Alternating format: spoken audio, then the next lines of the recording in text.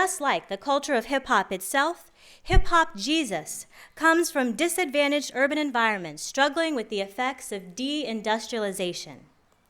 Deindustrialization is the process by which industrial jobs disappeared from urban communities.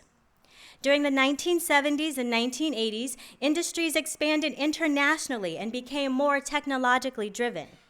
Not only did unskilled and semi-skilled manufacturers lose their jobs, but they found themselves unqualified for the new service and technology jobs. Those who were employed lacked security and benefits, while new welfare reform policies refused to pick up the slack. Rising college costs and affronts against affirmative action compromised many people's ability to matriculate or return to college.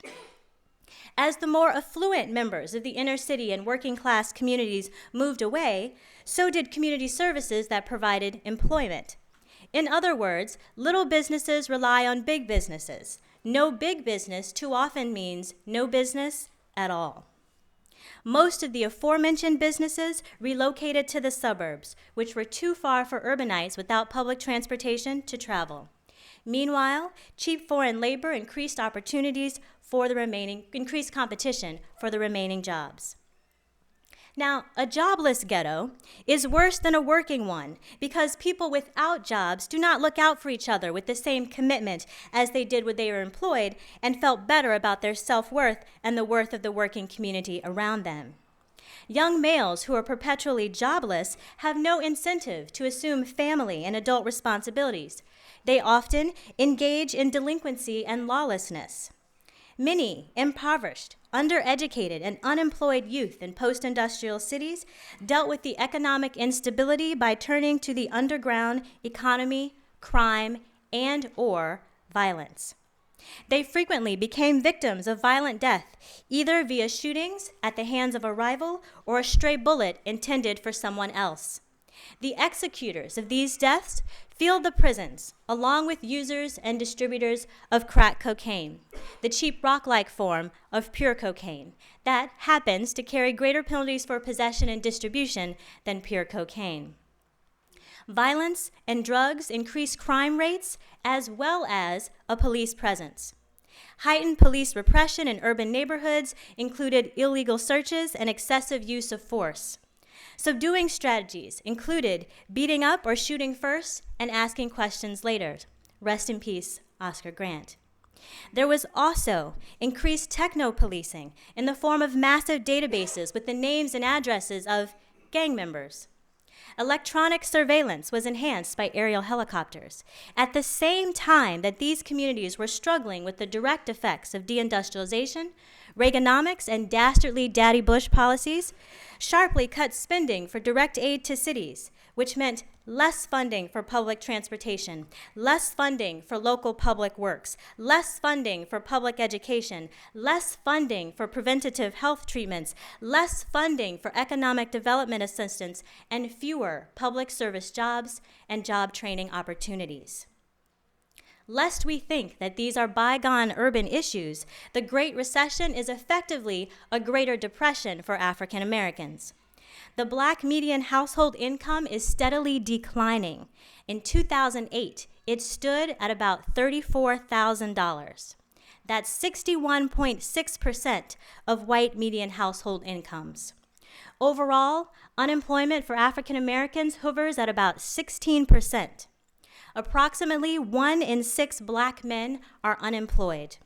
Black and Latino children, respectively, are 3.3 and 2.9 times more likely to live in poverty than white children. Where does hip-hop Jesus come from?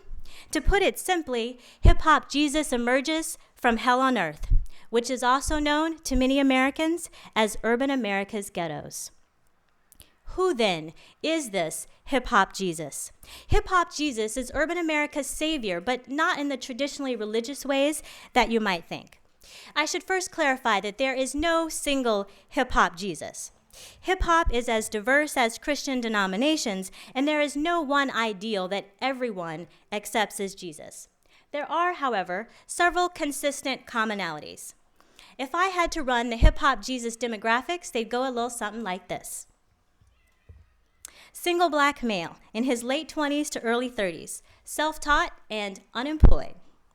Two important things to note here. Number one, hip-hop Jesus' demographics are similar to the demographics of many urban American males. Number two, hip-hop Jesus is a lot like the Jesus in the Bible. And yes, I know that technically Jesus had an occupation as a carpenter, but when he was walking around discussing all those parables, I'm guessing he was not on the clock.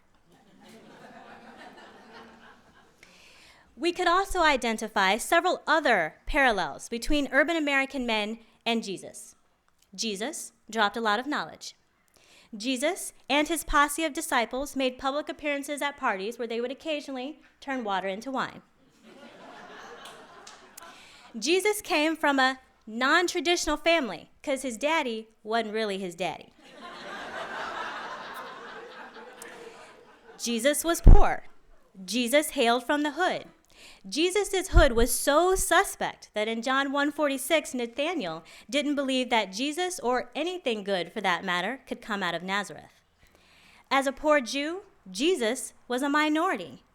Jesus and his people were terrorized by the dominant, controlling, and racist power structure. Jesus had haters. Jesus got betrayed by one of his boys. Jesus couldn't get a fair trial. And I love this quote from pastor and professor Michael Eric Dyson, who describes Jesus as, quote, the God who literally got beat down and hung up, the God who died a painful, shameful death, subject to capital punishment under political authority and attack, but who came back and who keeps coming back in the forms and flesh we least expect, end quote. The hip-hop generation is drawn to Jesus as a cultural icon because they too feel betrayed, ostracized, and crucified by the society in which they live. Although it appears blasphemous, these artists push the boundaries of spirituality until they arrive at Jesus, an embodied and accessible model who enables them to deal with complicated life situations. Hip-hop Jesus is a cultural reservoir for resisting the rules that confine us. By imitating Jesus, who suffered unjustly for his resistance to authority and yet emerged victorious over death, rappers who appropriate Jesus' crucifixion and resurrection boldly appropriate Jesus' resistance as their own.